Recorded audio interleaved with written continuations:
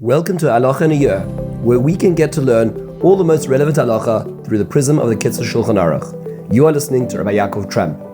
This year is kindly sponsored by the Moshe Group and CA in zechus of Rivka Biela, bas נחמה שיפרה, and in honor of Rabbi Trump.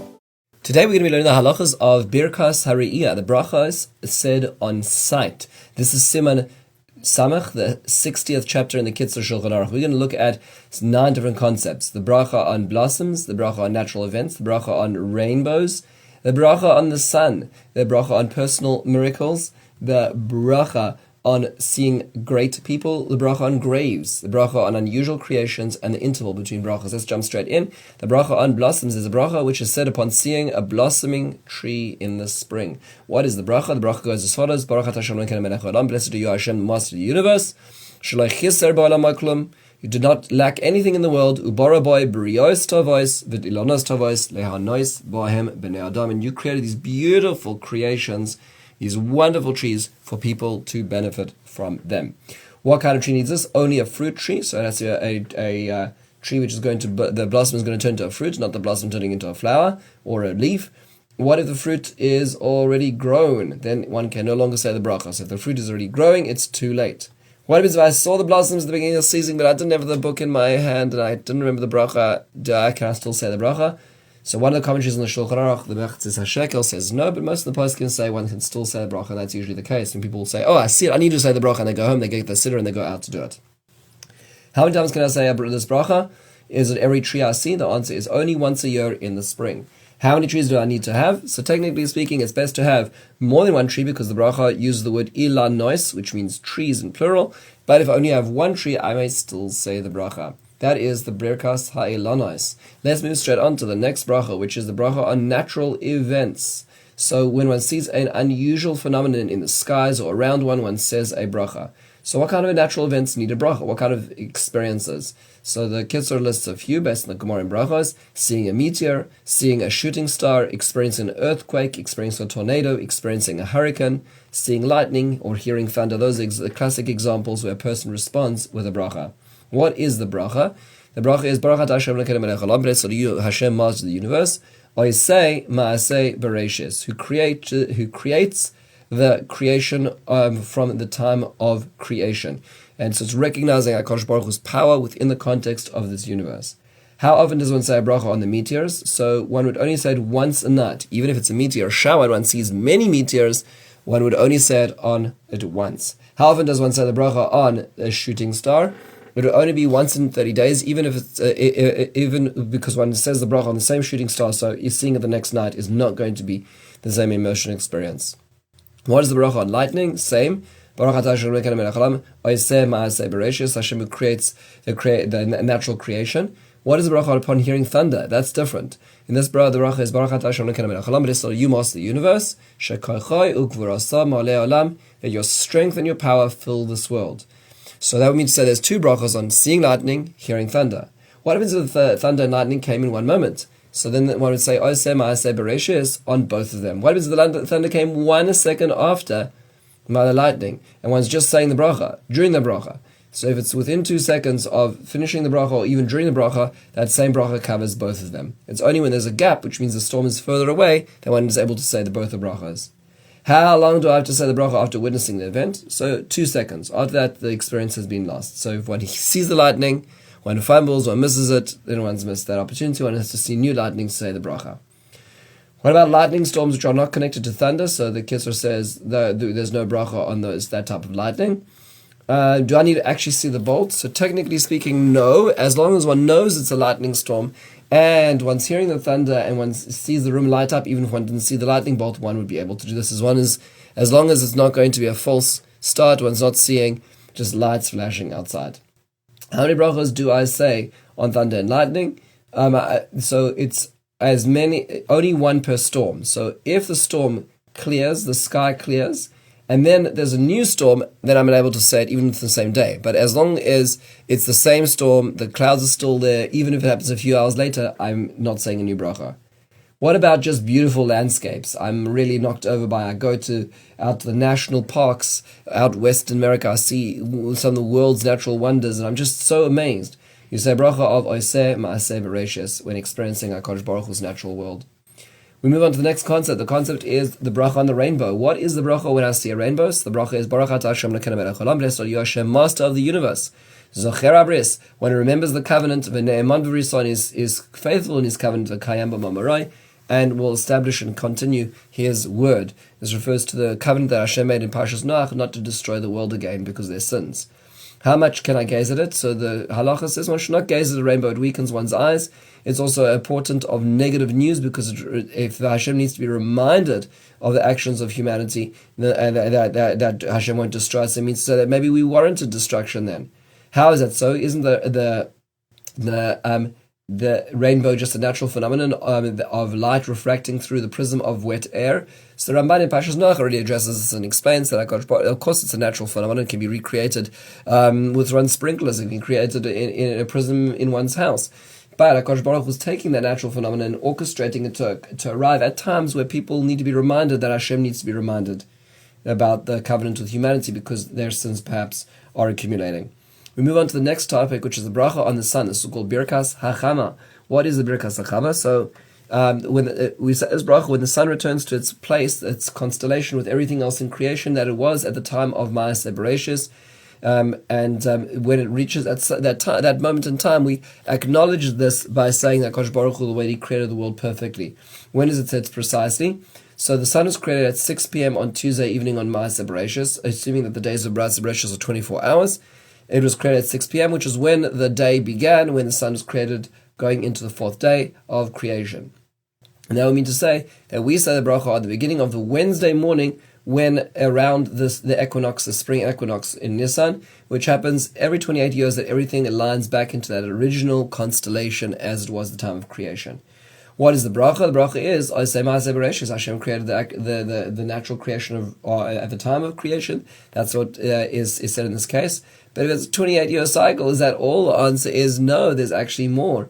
There is a minhag to say the mizmor of Hallelu es Hashem min hashamayim towards the end of the Hallelukas in Tehillim. Also then say the bracha and then say Kel Adon, which is on Shabbos in the Birkas Yotzer and the Chayos of HaKodesh, and then say mizmor the mizmor in Tehillim of Hashamayim Mesaprim Kuvod Kel, and then Aleinu and a Kaddish. So there's a micro ritual that's associated with the Birkas HaChama. When are the days it's said? It's best to say it at sunrise, as the sun is coming up on that Wednesday morning, because of Zerizim Makdimin and Mixos. What is the context in which it's said? So it's best to be said with a group of people because of Barav Hamadros Melech, with many people, that is greater honor to HaKadosh Baruch Hu. If one has to trade off, whether it's with a lot of people later or at sunrise by oneself, what's better? So it's better to do it at sunrise, the earliest possible time. What if I missed the early bird sighting? Can I still say it? The answer is until 3 hours, yes, in the day, and b'di'evet until chatzos of that day as well. Thereafterwards, it's gone. What if it's cloudy and I can't see the sun? So in that case, you would wait. If it's coming towards chatzos and still not being uncovered, then one would say it without shame and malchus. You just say Baruch or you say Ma'aseh Bereishis. When is it coming up? So the last one was on April 8th, 2009. The next one, God willing, will be at April 8th, 2037. And the next one will be, God willing, on April 8th, 2065. So it's quite an unusual bracha, which is a special marker in time, reflecting HaKadosh Baruch Hu's natural cycles in this world. And the next concept is the bracha on personal miracles. So someone who experiences an unnatural occurrence, a miracle that they were saved from, when they're returning to that spot, says a bracha. What is that bracha? The bracha is Baruch Atah Hashem Elokeinu melech haolam, blessed are you Hashem, the master of the universe. She'asa li neis b'makom hazeh. Hashem, you did a miracle for me in this place. Do I just say it? The answer is no. Children and grandchildren also will say it. Or the children and grandchildren of the person who was saved will also say it as well. What happens if they were born before the miracle, so their existence is not contingent on this miracle? They still say it. Does it have the same nusach? The answer is no. A son would say, She'asa neis la'avi b'makom hazeh. A child would say that they did to my father here. Children would say la'avinu.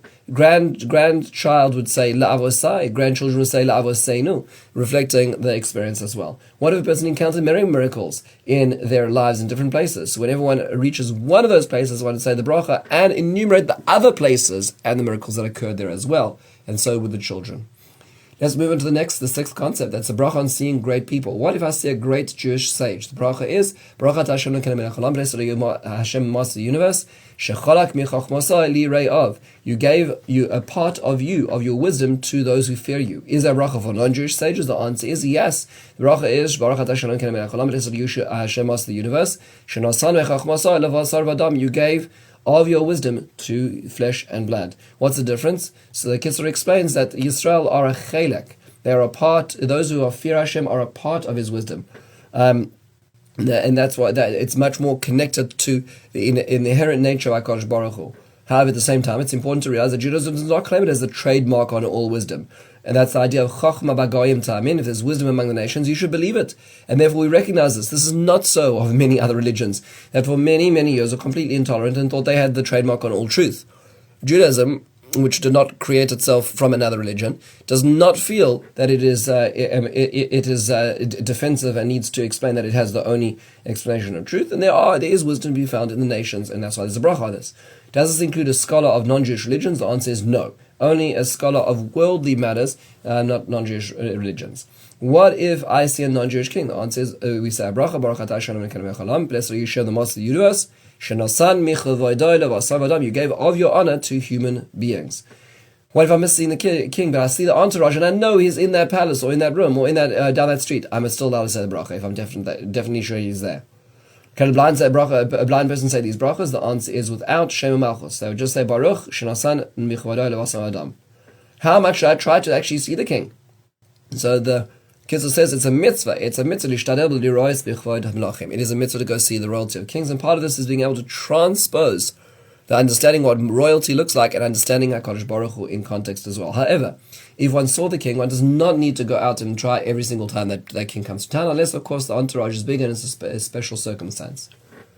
Let's move on. Concept number 7 is the bracha on graves. What does one say when one sees a Jewish cemetery? So this is based on the Gemara Brachos Nun Ches Amud Beis, that a person says Baruch atah Hashem Baruch Asher Yatzar Eschem Adin V'zon Eschem Adin V'kilkel Eschem Adin V'asav Eschem Adin V'asid Lakim Eschem Adin Lakimchem Badin V'yodeh Mispar Kolchem Badin Baruch atah Baruch B'chayim Eisim. That we're acknowledging essentially that HaKadosh Baruch Hu is the just judge, did bring everybody their just ends, and that HaKadosh Baruch Hu is going to resurrect the dead. That being all the case, then that is the bracha it said, and if one has not been in the cemetery for 30 days, one says this as well. When can one say this? One can see this as soon as one sees the tombstones. There should be more than one, and this can mean even outside the cemetery a person can say this as well, so a Kohen would be able to say this bracha too. The last question is, what happens if one sees non-Jewish graves? So in this case, there's a minhag to say a pasuk in Yirmiyahu Perek Nun pasuk Yud Beis, which is Boisha imchem oid chafra yoladchem hinei achris hagoyim midbar tzia v'arava. So your mother will be utterly ashamed. She who has borne you will be disgraced. Behold, the end of the nations, wilderness, desert, and empty steppes. Which is like the wilderness. This obviously is said when it comes to pagan non-Jews who are buried, and that's reflecting what Yirmiyahu was saying towards the Babylonians, who so destroyed and so hurt the Jewish nation. Concept number 8 is the bracha on unusual creations. Is there bracha on unusual looking people? The answer is yes. People who one does not encounter usually. A person is extremely tall, extremely short. A person is very unusual natural coloration, or their hair grows very unnaturally. They have an unusual skin condition. Then in those cases, one says a bracha. What is that bracha? The bracha is Baruch atah Hashem Elokeinu melech haolam, blessed Hashem Master of the universe, Meshaneh habriyos, the person who changes creation. There's variation within creation as well. What about on animals? So animals, one doesn't say a bracha, but if one sees a very unusual animal, the example the Kitzur gives living in Eastern Europe is a monkey or an elephant. In those cases, the person would say Meshaneh habriyos as well, and this obviously refers to something that a person really doesn't often see. So one goes to a special exhibit to the zoo, and there's something, an animal there which is very unusual, one would say this bracha. How often does one say this? Only the first time seeing this. What about people who have lost limbs, who are affected by physically transformative disease? So if it was from birth, they would say Meshaneh habriyos, and if it was an accident or trauma which occurred later on, they would say bracha dayana emes because of the sadness that this person went through this. What if one sees an extraordinarily beautiful person, extraordinarily beautiful tree, an extraordinarily beautiful animal? In that case, what I would say, Baruch Atah Hashem Elokeinu melech haolam, blessed are you, Hashem, the Master of the universe, shekacha loy ba'olam, you create such beauty in your world. There's such things in the world. How many times does one say this? Again, only the first time as well. You'll notice these are a lot of brachos. How do I find these brachos? There's so many different things to say. Where do I find these? So usually one would find these brachos in the siddur, a regular siddur, after Shachris. Between Shachris and Mincha, there's a section about brachos usually in the siddur, and in that section, that is where all these brachos and more appear. Last concept is interval between brachos. How often does one make the bracha of shevach v'hodah, of reflection and reflecting on these things? So because it's an emotional experience, which one is channeling spiritually, it needs to be that the emotional experience is fresh. So one cannot say this bracha if one said the bracha in the last 30 days. Does that include the day of sighting? The last sighting, the answer is no. The day of the new sighting needs to be outside of the 30 days from the original sighting as well. What if there's another king who comes to town, or another cemetery which I encounter within 30 days? So then a new bracha is said. This is only about if it's the same one which is repeated. In that case, the emotional impact is lowered, and therefore the bracha is not warranted. This is a very fascinating area of halacha, which so many people don't even realize. They can channel these emotional experiences to HaKadosh Baruch Hu. It's a very, very powerful thing. Be'ezras Hashem, we should have the opportunity of being able to say the good ones at the right time. Have a wonderful and meaningful day.